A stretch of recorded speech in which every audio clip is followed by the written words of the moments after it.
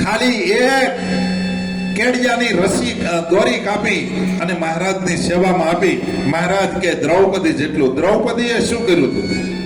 ભગવાન કૃષ્ણને પાટો બાંધવામાં પોતાની સાડીનો શેડો ફાડી અને ખાલી પાટો બાંધ્યો.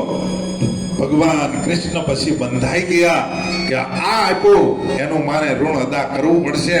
અને જ્યારે દુશાસન એની સાડી ખેંચવા આવ્યા ત્યારે ભગવાન કૃષ્ણને દિવ્ય રૂપે આપી અને ખાલી કટકો બાંધ્યો તો તાર ગણ્યા તો 999 થતા હતા.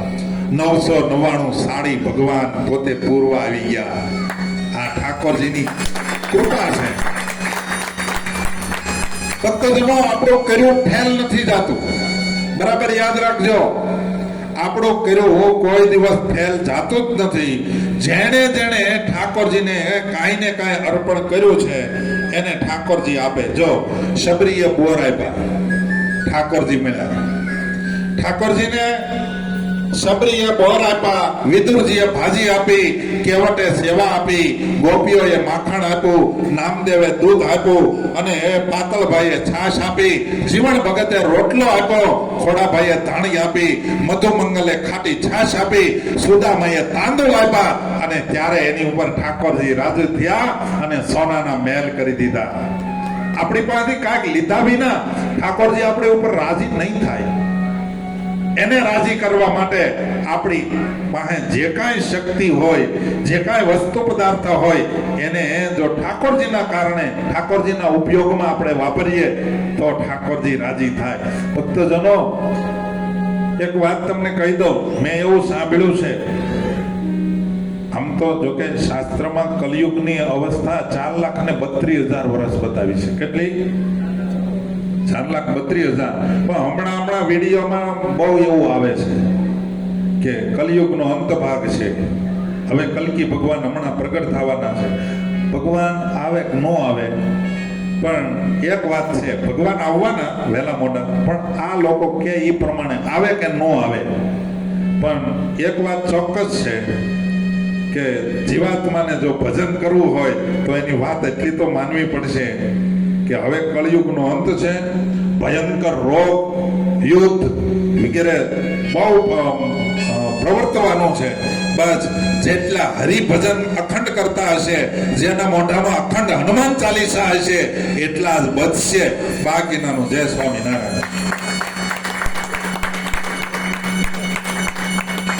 આ વાત તો પાક. અને કળિયુગમાં એ વાત લખેલી છે કે કળિયુગની અંદર હરિનામ સંકીર્તન થી ઉદ્ધાર છે. કલો કેશવ કીર્તના.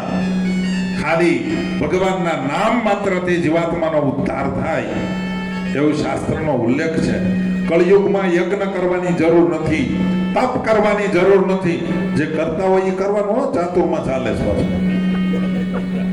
અહીંયા તમારે ચાતુર્માસ હોય? રાખો છો એવું? એમ ને? તો અમારે ઘણી જગ્યાએ બધા એમ કે આપણી સંસ્કૃતિ ન ભૂલાવી જોઈએ, આપણી સંસ્કૃતિ ન ભૂલાવી જોઈએ. હું એ વિચારું છું કે આપણી સંસ્કૃતિ હું પણ આપણી સંસ્કૃતિ ન ભૂલાવી જોઈએ. એટલે હું ન ભૂલાવવું જોઈએ. અને આપણી સંસ્કૃતિની ખબર છે ને પાછી. આપણી સંસ્કૃતિમાં એવું આવે, શિખા હોવી જોઈએ, તિલક હોવું જોઈએ, ગળામાં કંઠી હોવી જોઈએ, દ્વિજ હોય તો જનોઈ હોવી જોઈએ. આપણી સંસ્કૃતિમાં ગાળ ન બોલાય. જો કે અહીંયા તો સીધું ગાળ બોલો કે બીજું ત્રીજું કાંઈ કરો એટલે સીધો ફાઇન થાય, એટલે ડરો જ છો. પણ આપણી સંસ્કૃતિમાં આપણે આપણા જીવન, આપણા જે પરંપરાના જે વડવાઓના જે, બધા વડવાઓ નહીં, હું બધું ગુજરાતી નહીં કરું, આપણા જે પરંપરાના જે રૂઢિચુસ્ત નિયમો છે, શાસ્ત્રો આધારિત નિયમો છે, એ નિયમોનું પાલન, કથા શ્રવણ કરવી, કીર્તનો ગાવા, આપણે સાંજ સવાર આરતી, ધૂન, ચેષ્ટા, પ્રભાતિયા, સવારે આ જમવા ટાણે ઠાકોરજીનો થાળ ધરવો, પછી એ પ્રસાદીનો અને આપણે બધા ભેગા થઈને જમવું. આ આપણી સંસ્કૃતિ છે. હજી સંસ્કૃતિમાં ઘણું આવશે, પણ હજી પહેલો વહેલો છું અને પહેલો દિવસ છે. બરાબર? એવું લાગે ને તમે બધા, જો મને એવું લાગશે કે તમે બધા રાજી છો તો છેલ્લે દી કહે ને પછી નીકળી જાવ અહીંથી. કેટલા દિનો અહીંયા રોકાણ છે અમારું? લે જ્ઞાન સ્વામી ધ્યાનમાંથી બહાર વહી આવ્યા. 30 દિવસ નું ક્યાં કહે છે?